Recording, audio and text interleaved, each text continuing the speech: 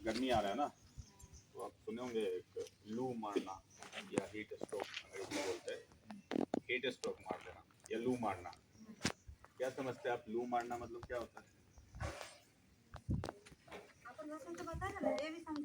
कुछ भी अपने और किसी को कुछ जानते हो लू के बारे में? या सर गर्मी के कारण शरीर में पानी कम होना, थकान महसूस होना, ठीक है, इसी के चलते लू लगता है।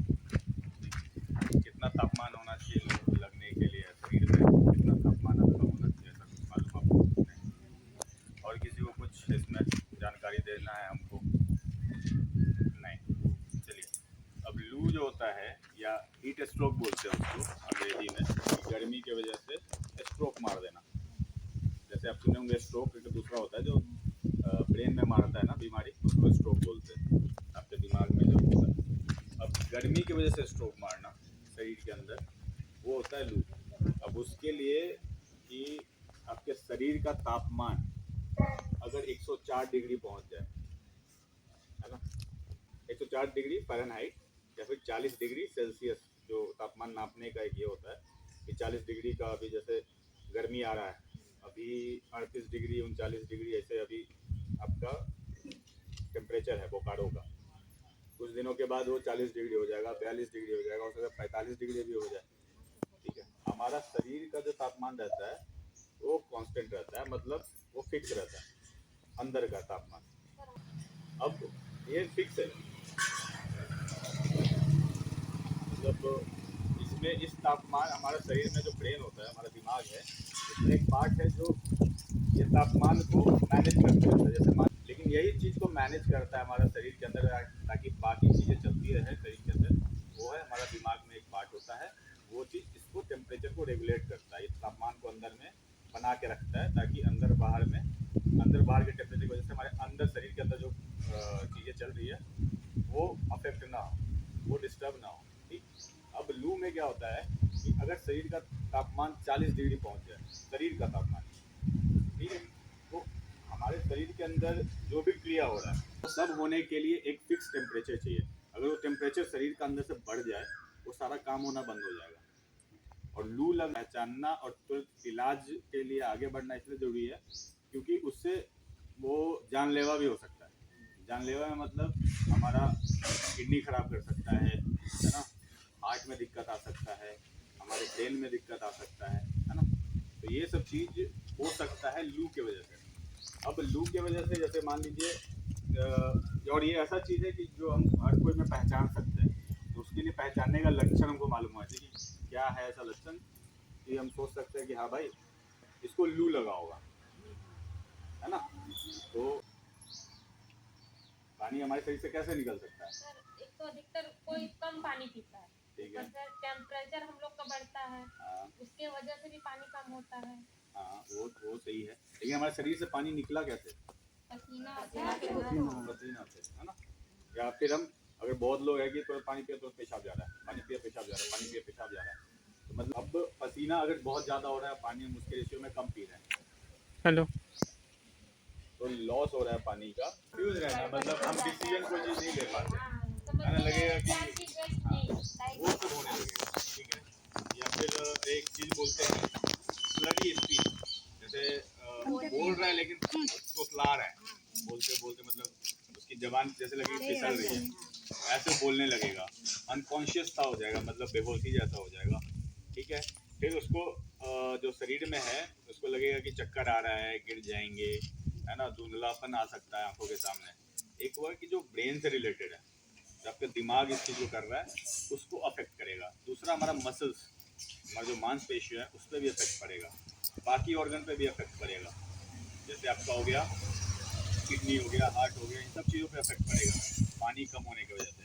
और दूसरा इलेक्ट्रोलाइट होता है, उसको हम लोग बोलते हैं सोडियम, नमक, नॉर्मल भाषा में नमक बोलते हैं ना, नमक को अंग्रेजी में सोडियम बोलते हैं, उसका कमी होता है। ठीक है, अब ये सब चीज़ें हैं, लेकिन इसको पहचानेंगे कैसे? बहुत ज़्यादा पसीना आ रहा है, समझ रहे हैं आप लोग, बहुत ज़्यादा पसीना आएगा, जब देखेंगे बॉडी का टेम्परेचर ज़्यादा होगा तो एकदम गर्म रहेगा, चमड़ा आपका शरीर बिल्कुल गर्म लगे जैसे तप रहा है, ठीक है, लाल जैसा हो सकता है शरीर पूरा, चमड़ा ऊपर का, उसको फ्लशिंग बोलते हैं हम लोग। एकदम लाल लाल जैसा हो जाएगा पूरे शरीर में। ठीक, ये चीज़ है। फिर अब मेनली जब आप ऐसा कोई केस देखते हो, पहचानोगे, तो क्या करोगे? बाद में अस्पताल जाना है, अस्पताल जाने के लिए आप फ़ोन करोगे या गाड़ी अरेंज करोगे, उससे पहले आप क्या कर सकते हो? तो ठीक है, या थोड़ा सा आराम देने के लिए घर के बेसिस पे क्या कर सकते हैं? जो सबसे पहले तो जो भी कपड़ा वपड़ा थोड़ा पहना होगा, जैसे मान लीजिए पैंट शर्ट पैंट पहना हो, बटन टाइट है, बेल्ट वेल्ट जितना लूज कर देंगे कपड़े को, ठीक है, थोड़ा ओपन एरिया में रखेंगे कि जहाँ से हवा आए। ये नहीं, जब भी ऐसा कोई बेहोश जैसा गिरे, ये नहीं कि घेर के और खड़े हो गए देखने के लिए कि क्यों बेहोश हुआ। उसमें क्या होगा, जब घेर के खड़े होंगे ना, तो आप हवा को भी रोक रहे हो, वो बेचैन ऑलरेडी हो रहा है, आप और बेचैन कर दोगे उसको। तो जब भी ऐसा कोई बेहोश होकर गिर जाए या ऐसा लगे कि बेहोश होने वाला है, उसको खुले एरिया में लेटा दीजिए, कपड़े लूज कर दीजिए, जितना भी टाइट क्लोथ है या कपड़ा कसा हुआ है या जूते में है, कुछ भी है, उसको लूज कर देना है। ठीक है, हवा दीजिए, खुला हवा देना है, हवा दीजिए, या थोड़ा सा वाटर पानी होता है ना, स्प्रे या जैसे छिड़काव करते रहिए। ठीक है, तो इससे क्या होगा कि थोड़ा सा उसको बॉडी का टेम्परेचर डाउन जाएगा। या फिर बर्फ वर्फ है आपके पास, तो उसको बर्फ के पानी में कपड़ा भिगाइए, उससे पूरे बॉडी को डैप कीजिए, मतलब जहाँ भी लगे कि गर्म है। मेनली कहाँ कहाँ करना है, जैसे ये नाक के अंदर, गले के पास, ग्रोइन में, मतलब जांघों के बीच, वो सब जगह है ना, बंद रहता है, दबा रहता है हमेशा। तो यहाँ जो टेम्परेचर होगा अधिकतर होगा, जाकि ये खुला हुआ शरीर है ना, ये सब खुला हुआ है, तो यहाँ पे पसीना आएगा तो उड़ेगा भी, लेकिन यहाँ से पसीना आएगा तो बहुत देर बाद सूखता है। शरीर पे मुझे अगर यहाँ पे पसीना आ रहा है तो जल्दी सूखेगा वो, चेस्ट पे हो गया, पीठ पे हो गया, लेकिन यहाँ पे पसीना आएगा तो आता ही रहेगा, सूखता ही नहीं है ना। या फिर जांघों के बीच में आएगा, सूखता ही नहीं है। ठीक है, या कहीं भी जो बंद एरिया है या गले के ये पार्ट पे है, जल्दी पसीना नहीं सूखता। क्या कि आप ऐसे रहते हो तो ये जो चमड़ा है आपका वो सिकुड़ा रहता है, तो यहाँ का पसीना जल्दी नहीं सूखेगा, पीछे का सूख सकता है। तो ये सब एरिया पे हम क्या करेंगे, ठंडे पानी का डैप या वो जो कपड़ा है वो डाल के कूल करने का कोशिश करेंगे। ठीक, अब इसमें ये चीज़ है, अब लू लगने के लिए सब कुछ जब जान रहे हो, तो एक होता है कि रिस्क, लू किसी को भी लग सकता है, आपके बैठे हुए यहाँ पे जो हम तंदुरुस्त हैं या कोई, लेकिन रिस्क होता है कि किसी में उसमें रिस्क ज़्यादा है कि इस कैटेगरी के लोग हैं जिसको लू लगने का चांस ज़्यादा है, तो उनको ज़्यादा सावधानी बरतने की जरूरत है। जैसे छोटा बच्चा हो, ठीक है, छोटा अगर बच्चा हो तो उसमें क्या होता है, जो तापमान हमारा होता है ना, हमारा दिमाग रेगुलेट करता है शरीर का, ताकि अच्छे से फंक्शन करे। छोटे बच्चे जो होते हैं, जो बड़े होते हैं, उनका कंप्लीटली दिमाग अभी बड़ा या मैच्योर नहीं होता है, तो उतना फंक्शन जितना हम कर पा रहे हैं, हमारा दिमाग कर पा रहा है, उतना छोटे बच्चे का नहीं कर पाएगा। तो उसको रिस्क है, उसको धूप से या बाकी चीज़ों से बचा के रखना है। दूसरा, जो 60-65 साल के उम्र के पार हो गए, ठीक है ना, तो 60-65 साल, अब उनका क्या होता है कि शरीर अब कमजोर हो रहा है, तो दिमाग जो पहले यंग जनरेशन या जैसे हम लोग में अभी फटाफट जो एक्शन होता होगा, वो उनमें अभी थोड़ा स्लो हो गया एज की वजह से, तो वो फिर हाई रिस्क में है।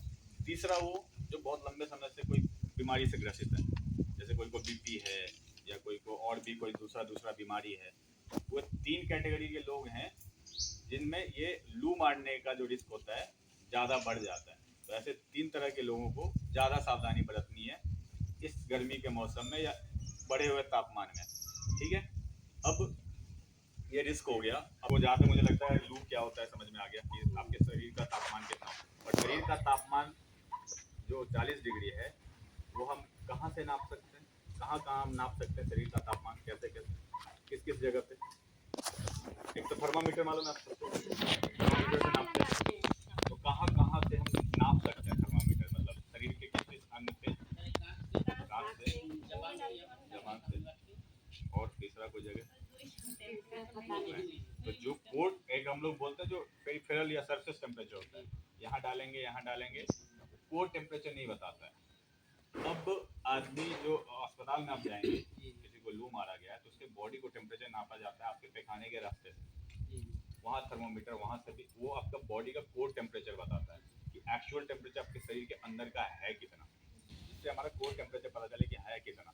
अगर 40 डिग्री से तापमान से ज़्यादा है तो बहुत सीरियस है, घर पे तो मैनेज नहीं हो सकता, उसको अस्पताल में ही मैनेज करना पड़ेगा, है ना। वो अगर नहीं मैनेज किए, उसको नहीं सुधारा गया, तो आपका किडनी, हार्ट, ब्रेन तब डैमेज हो जाएगा, और जितना लेट करेंगे उतना ही ज़्यादा डैमेज होगा। इवन आदमी कोमा में भी जा सकते हो आप। तो पहले सबसे पहले लूज कपड़े, लिनन का, सिल्क का या फिर कॉटन का, ये सब मटेरियल का कपड़े अभी आप पहनोगे ज़्यादा फायदा देगा, ठीक है। दूसरा, जितना हो सके उतना हाइड्रेटेड रखिए अपने आप को, है ना। जितना हो सके उतना पानी पीते रहिए, ठीक है। पानी हर थोड़े थोड़े देर पे थोड़ा थोड़ा पीते रहिए।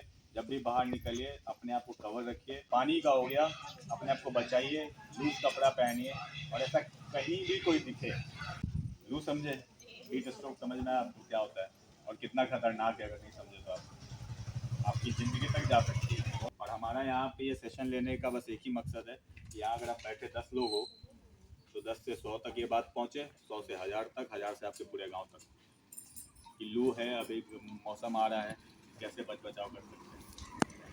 कोई है कि नहीं, हमको जाना ही है खेत में, करना ही है काम, कोई मेरे पास रास्ता है ही नहीं, उसके लिए क्या कुछ नहीं। आप जाइए, आप पका वो रोजी रोटी आपको करना पड़ेगा, खेत जोतना पड़ेगा, उगाना पड़ेगा, खाना है, खाइए।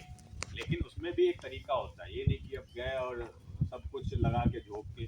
आप लीजिए, एक टाइम इंटरवल लीजिए, मतलब आधा घंटा काम किए, प्रॉपर थोड़ा ढक के जाइए, मतलब आँख और ये सब चीज़ें ढक के रहिए, ठीक है, लूज कपड़े से, ये नहीं कि एकदम टाइटली ढके हुए हैं। और 10 मिनट काम किए, 5 मिनट ये पेड़ है, पेड़ में जाके बैठिए, थोड़ा पानी पीजिए, थोड़ा सा ग्लूकोज या इलेक्ट्रोल पाउडर रखिए अपने पास, थोड़ा पीजिए, फिर काम में लगिए। मतलब एक ब्रेक ले लेके आपको वो चीज़ करना है। ये नहीं कि जब तक आप स्वस्थ हो आपके लिए सब कुछ अच्छा है। जैसे ही आप बीमार पड़े, दुनिया का सबसे महंगा चीज़ भी आपको उस समय नापसंद होने लगेगा। आपको हीरे का भी अंगूठी ला के देंगे तो आप पहले सोचोगे जान बचाए, ये अंगूठी पहने जान बचाए ना। तो मेन यही है कि आपका हेल्थ ही मेन है। बाकी काम, खेत, लेबर का कोई काम करते हो तो लेबर का काम, सब कुछ बाद में। सबसे पहले आपका स्वास्थ्य है, स्वास्थ्य ठीक है, सब कुछ अपने आप होगा।